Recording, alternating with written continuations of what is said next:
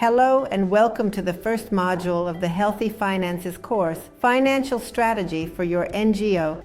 In this first module, we will focus on helping you understand the numbers of your organization and becoming familiar with them in such a way that they allow you to make decisions, such as how much you need to carry out your mission, or how much you receive in donations each year, what your expenses are, and which of those expenses are fixed, meaning expenses that do not depend on how much you receive or how many projects you have, and which of those expenses are variable, meaning they change based on your operations. If I work, for example, in one region, I need a vehicle, but if I have to be in 5 regions at the same time, I probably need 5 vehicles, just to give an example. We will also understand what cash flow is and know whether we are in deficit or in surplus.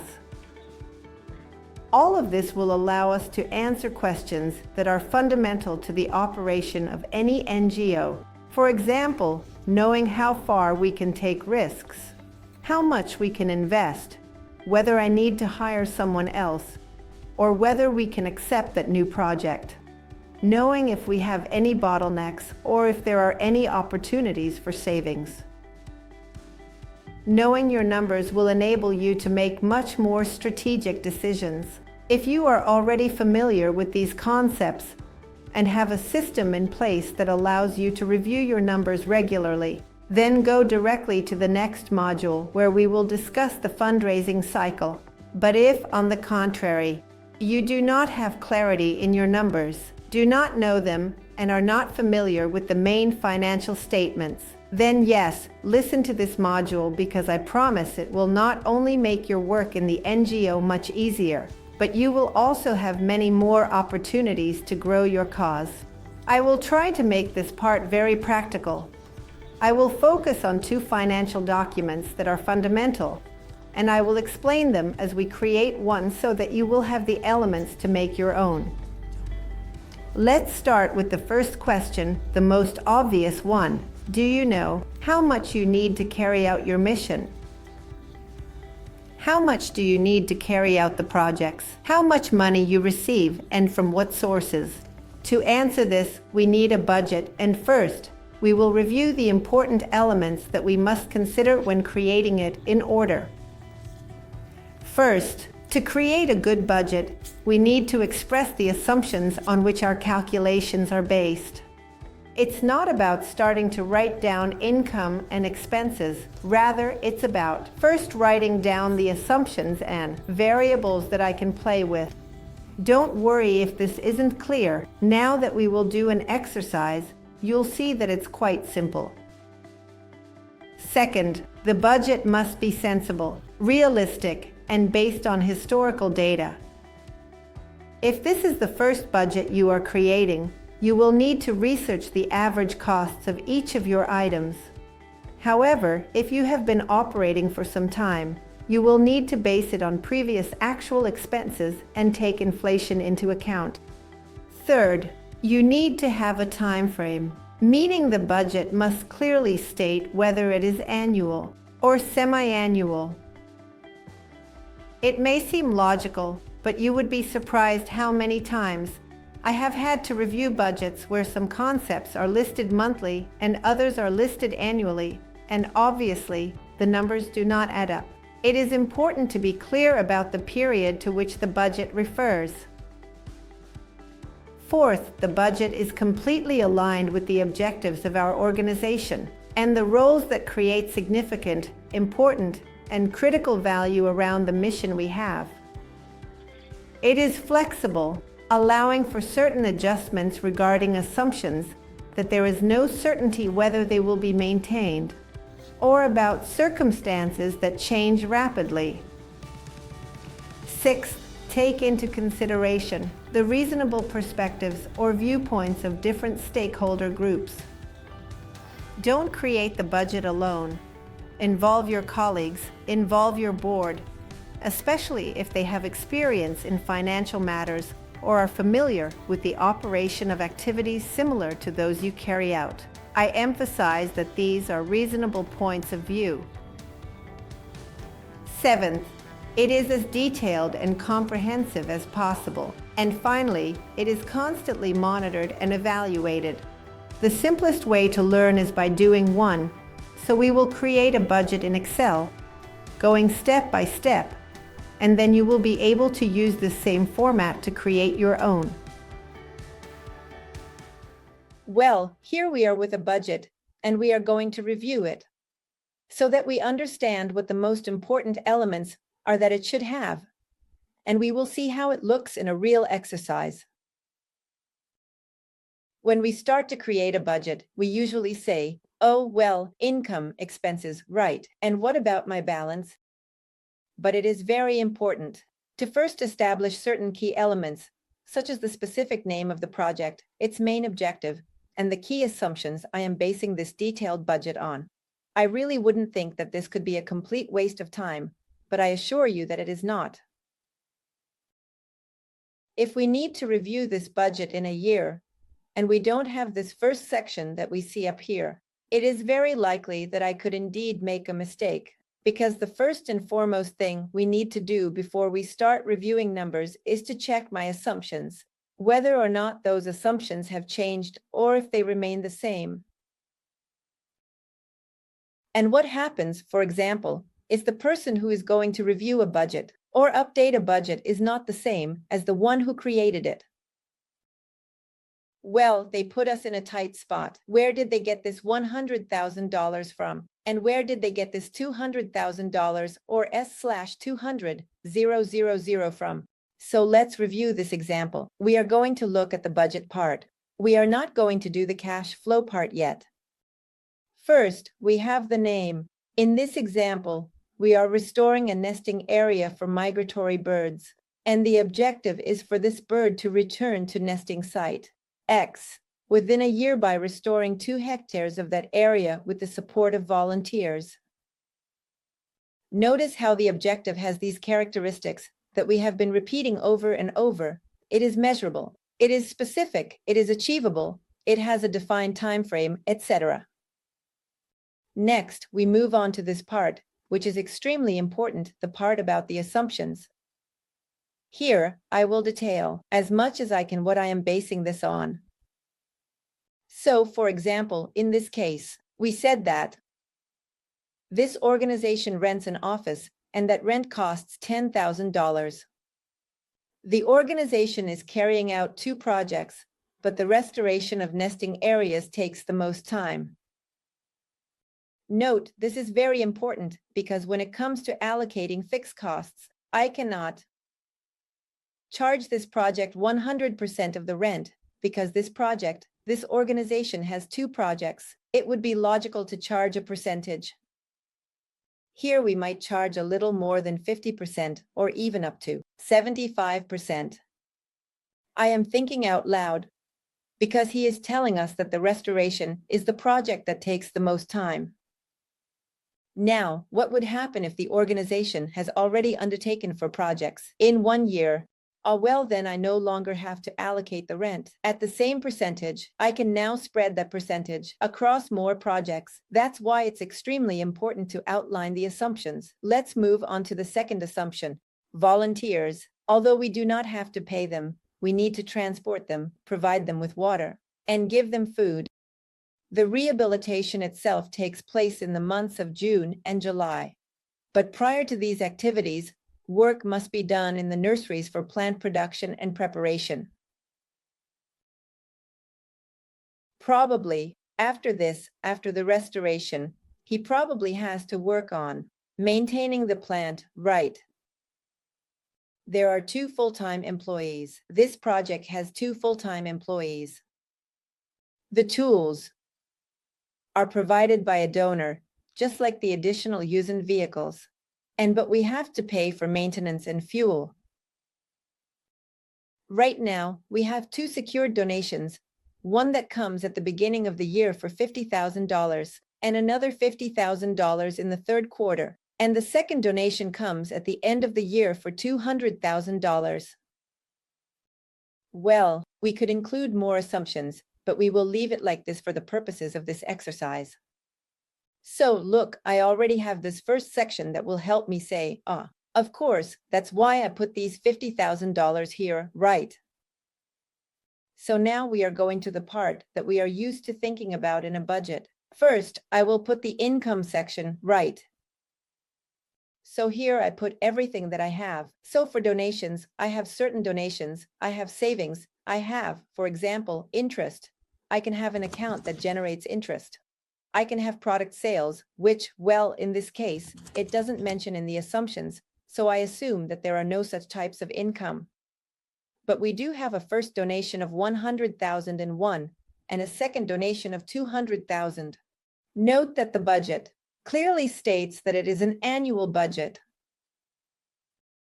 Let's put it in a color that looks really good. This is the annual budget, so these numbers are annual. So I have a total income of $300,000. Very well. Now, as we saw, we need to define what the expenses are. And here are several ways to separate the expenses. It can be into direct expenses and indirect expenses. I simply like to separate them into variable expenses and fixed expenses. Variable expenses are those that occur if I carry out the project. If I do not carry out the project, then the expenses do not occur. Or if I decide to make the project larger, those costs will increase. Or if I decide to make the project smaller, those costs will decrease. Fixed costs are those that, no matter what happens, I have to pay the payroll. No matter what happens, I have to pay the rent. No matter what happens, I have to pay it. So, well, let's start with the fixed costs, those expenses directly related to the project you are undertaking. Let's start with fixed expenses, those expenses that you will have to pay whether or not you carry out the project. So let's take a look at which ones we have here, which are obviously based on the assumptions we discussed. Isn't it the office expense, right? The rent, the electricity. And here, notice how we put this 75%. And why did we put a 75?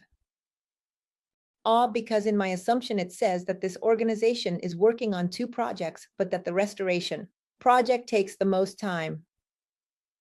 Well, then we are assuming that the office expenses need to be allocated more heavily to this project because it requires the most time, more lighting, and more resources. So we set it at 75. And then, of course, I highly recommend doing this in Excel and using formulas because that way we won't make mistakes. I put, well, those $10,000 at 0.75 for 12 months, so it becomes an annual budget. Did we say that we have 2 full-time employees, right? So here I just put the employee's salary and notice how I am adding an additional 40% exactly. This figure, depending on the country they are in and the benefits they provide to their employees, can vary, but it is very important that they take it into account. Sometimes we think, oh, the person earns $10,000, so that's what I need to include in my budget. No, the budget, what it costs the company or organization, is more than the $10,000 that the person receives net every month. So, for example, this 40% in Mexico is very common that if you are providing all the legal benefits, salaries will increase by at least 40%.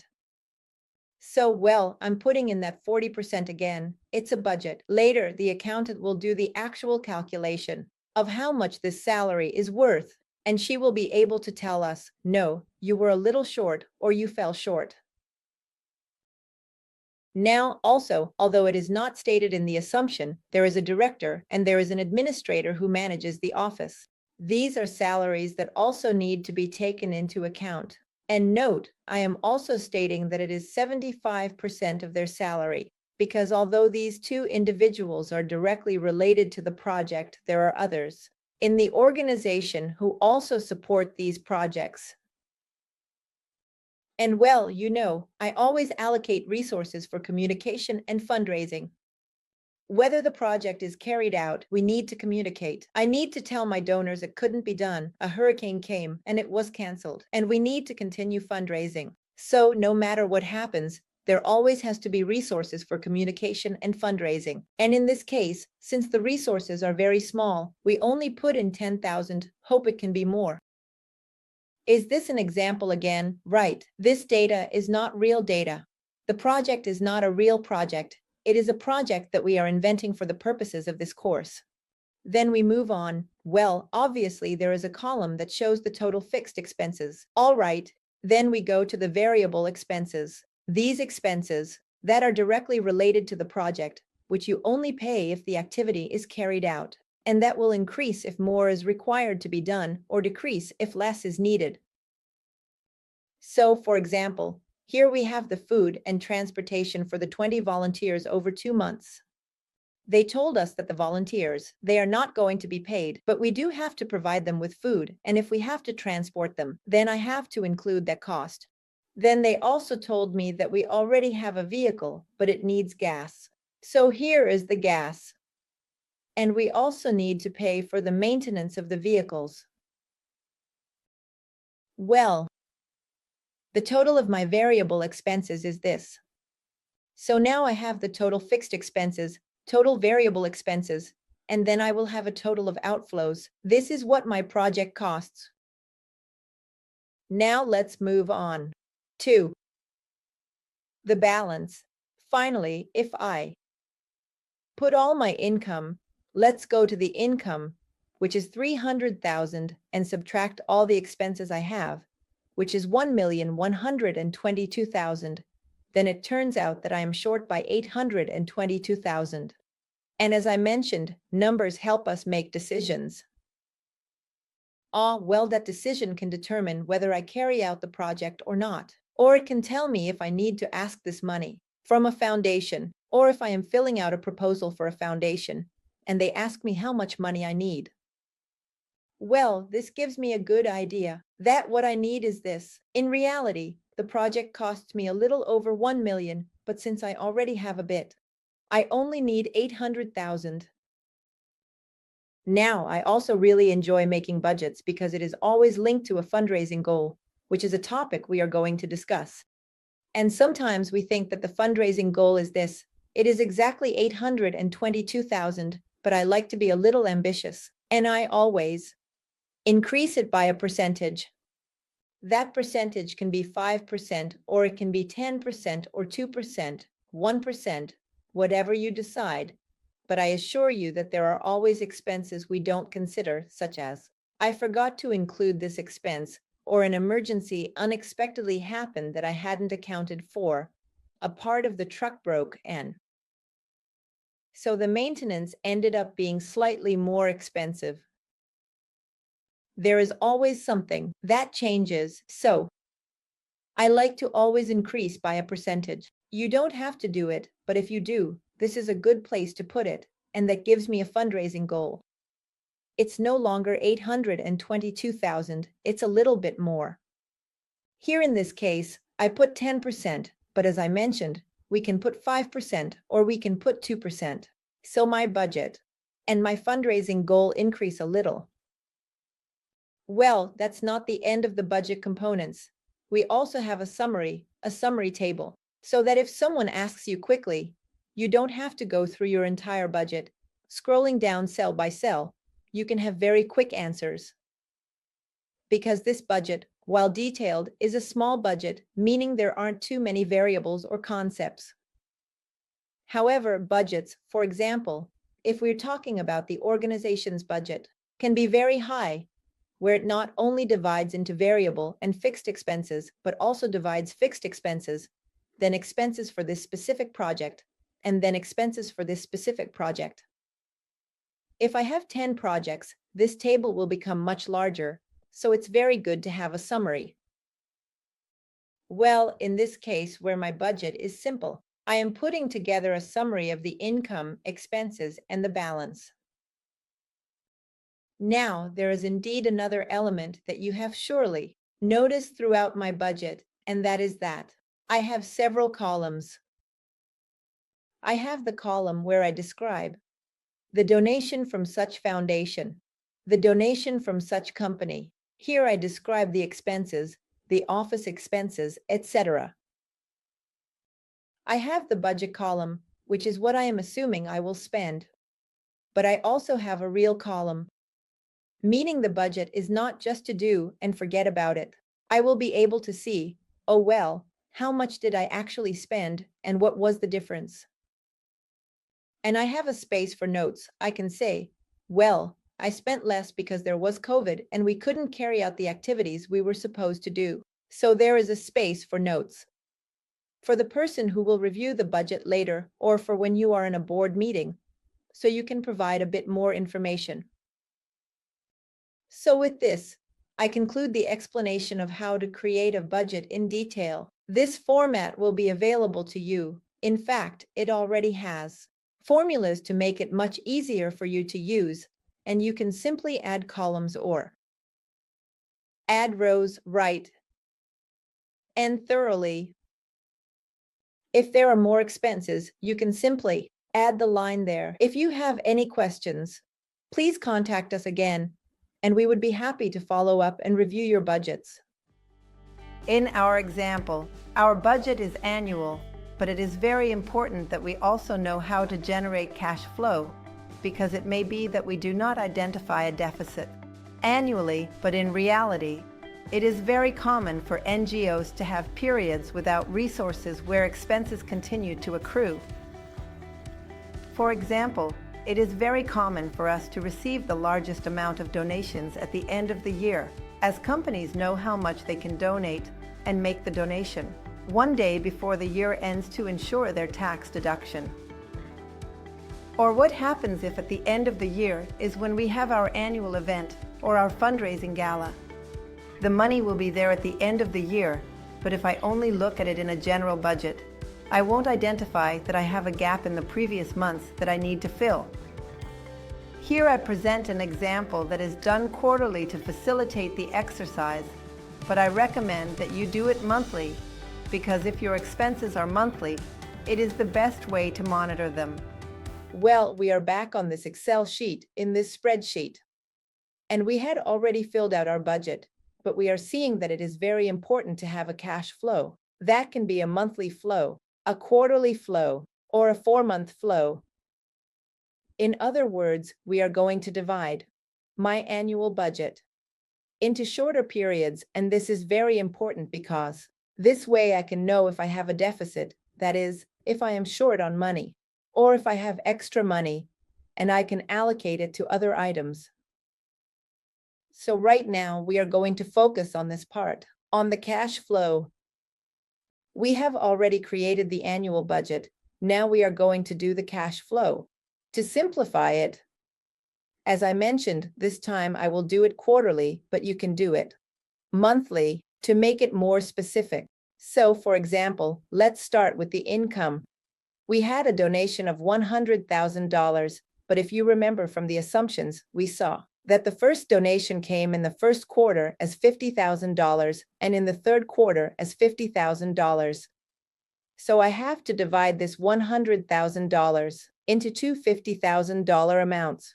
Obviously, it is very important that the sum of my cash flow gives me my annual budget. Now I have a $1 donation that is going to arrive at the end of the year. So where do I put it? Well, I put it here in this fourth quarter and then again my total. Yes, indeed, I have $300,000, but in the first quarter, I only have $50,000. In the second quarter, I receive nothing. In the third quarter, I receive $50,000. And in the last quarter, I receive $200,000. And we are going to do this for all expenses. That is, the office expenses. Well, that is easy because they are the same every month. But for example, I can say that I need the communication expense for collection. I need to do it at the beginning. So I am going to spend it. And here it is. No, I am going to allocate these $10,000 at the beginning. So one divides, depending on how they are going to spend it, which obviously varies more in the area of variable expenses. Because, for example, I don't need food and transportation for the volunteers all year round. I only need it according to my assumptions, if I remember correctly, in June and July. So that is at the end of the second quarter and the beginning of the third quarter. So, well, this will also give us totals, and then it will tell me if you actually need $822,000. But in the first quarter, you need $218,000. In the second, $294,000. In the third, $244,000. And in the fourth, you only need $54,200. This will allow me to say, okay, I need to secure the first resource. I need to get it very quickly. It doesn't matter if I receive a $1 donation that will come at the end of the year. That doesn't solve the problem because I will start spending in the first quarter. Once again, this helps me make decisions. Perhaps what I need to do is borrow. Ask a counselor to finance the project, and when the donation arrives, it will be paid back. I can find another donor, secure another financial mechanism that helps me have more consistent resources, or I decide to postpone the project for a few months. In the end, the numbers help me make decisions. Once again, just like in the budget, there is a column for the budget and a column for the actual, so that I can evaluate accordingly.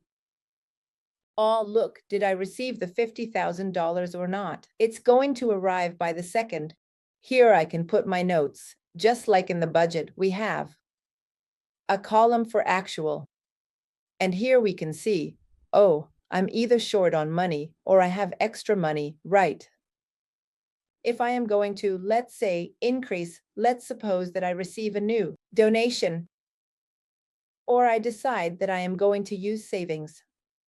I have savings from the foundation, and I decide that I am going to use those savings. I have, let's say, $800,000 in savings, and I will use it evenly each quarter. So I'm going to divide it by 4, right? And each quarter, I'm going to have $200,000 extra.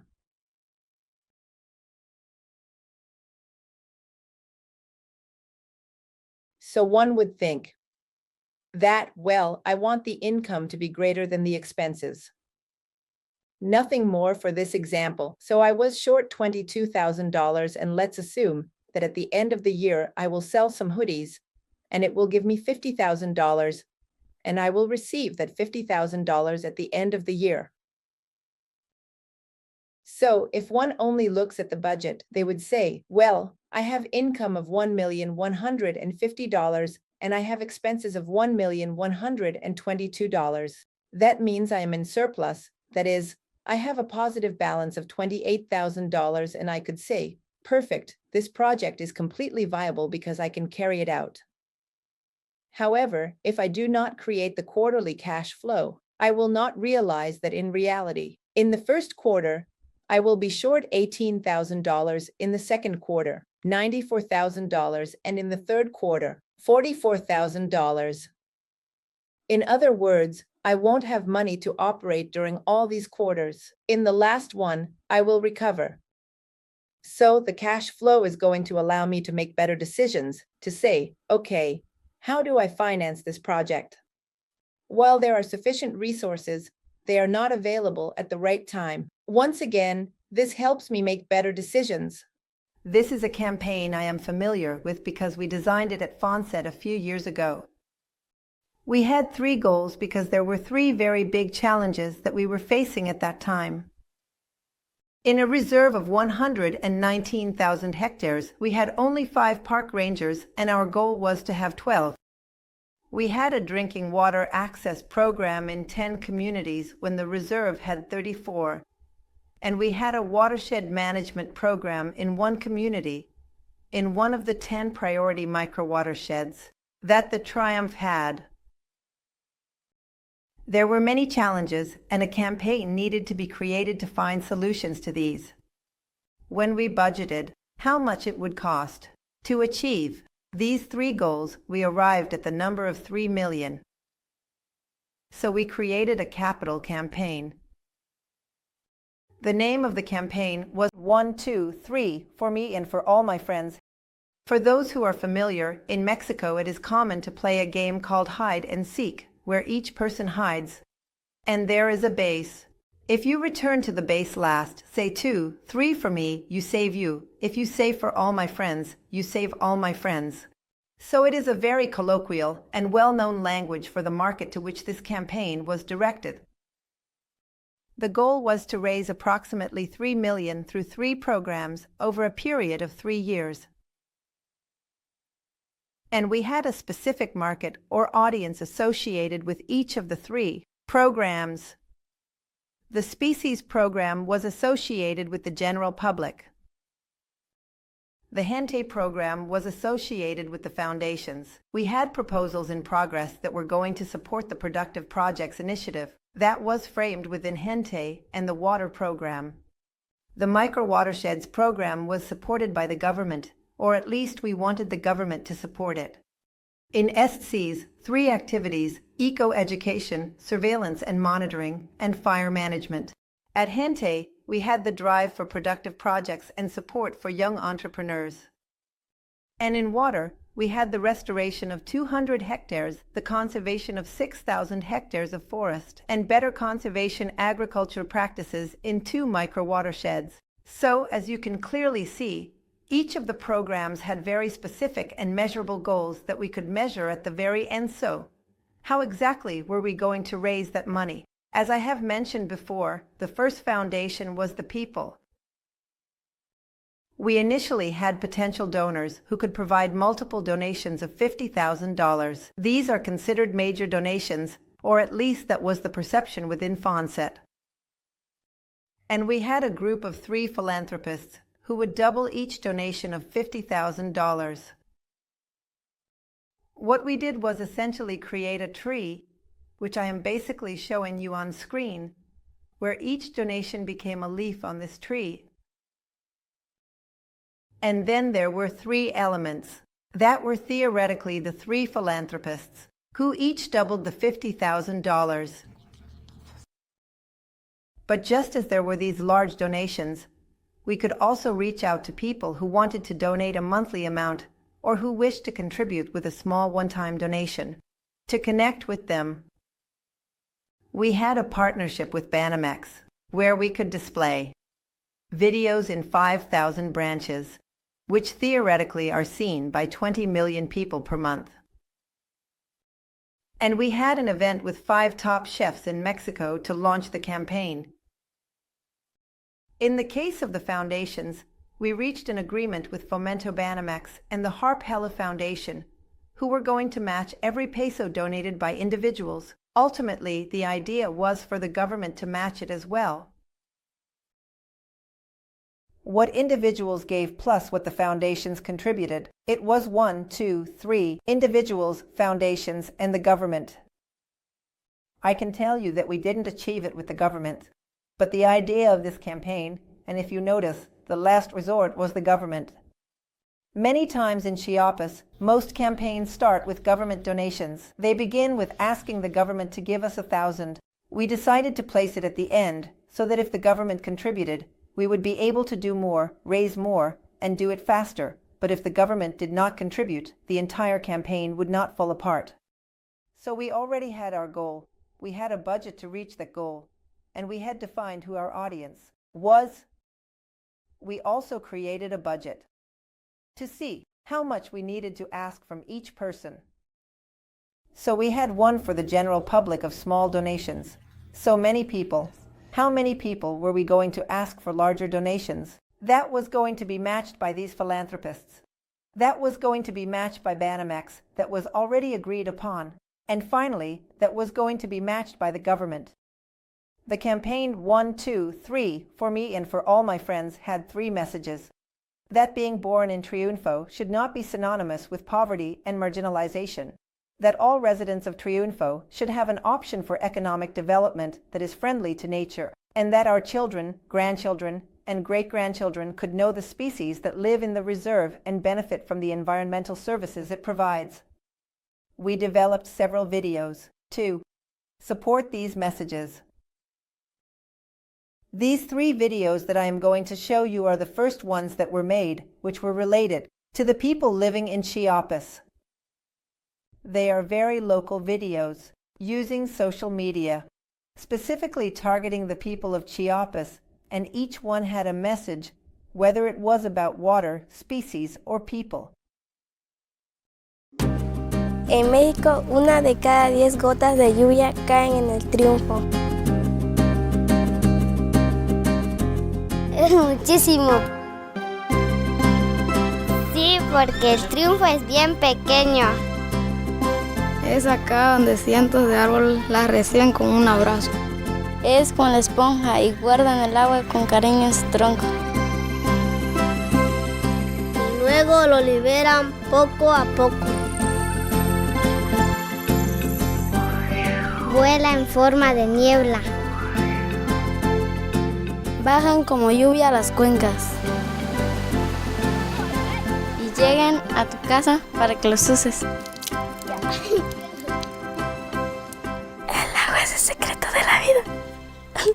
Y nace acá en el Triunfo.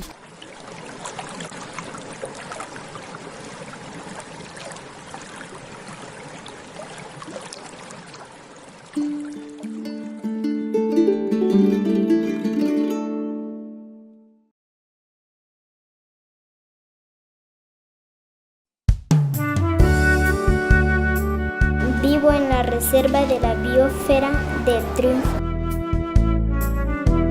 Mi papá es guardaparque porque cuida la selva, la casa de las plantas y los animales. Mi mamá cultiva orquídeas. La mitad se vende y la otra la regresamos a la selva para darle gracias por todo lo que nos da. Mi familia trabaja en el café orgánico. ¿Te gusta? Así no dañamos a la naturaleza. Mi papá es vigilante comunitario. Él es como un superhéroe que protege la selva. Una sola se quiebra. Pero todos juntos somos invencibles.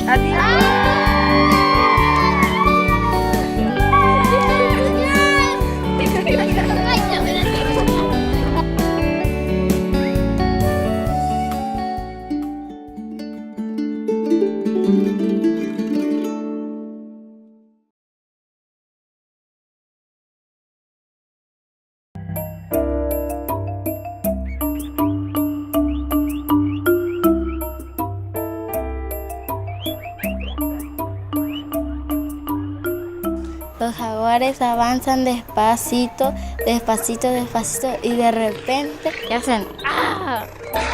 Yo quiero ser como él. El tapir es un coche grandote, pero nomás la trompita es larga. Corre, corre, corre, tapir, que ya no es igual. Mira, el quetzal tiene la cola larga, larga y verde, verde y el pechito lo tiene rojo, rojo. Yo quiero que haya jaguares toda la vida hasta el infinito. Espero que el quetzal nunca deje de volar de la selva. Yo quiero que vivan en el Triunfo por siempre. Por eso queremos a nuestro Triunfo.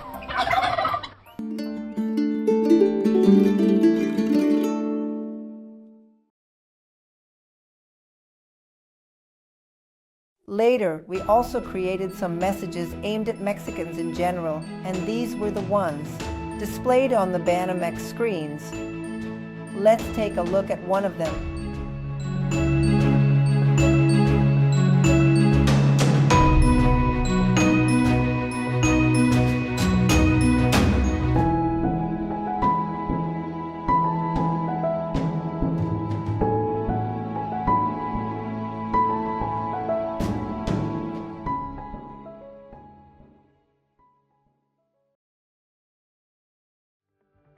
Now it's your turn to get inspired and find a campaign that aligns with your cause.